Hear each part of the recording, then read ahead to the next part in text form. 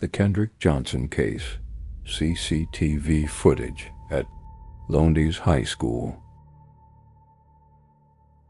Hey, Truth Gang. I don't know what's going on in this footage.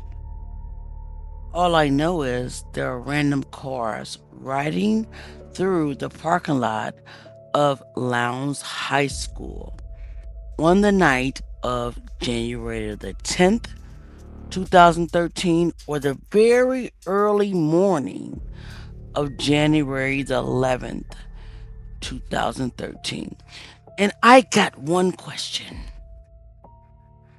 What happened to Kendrick Johnson? Truth Gang.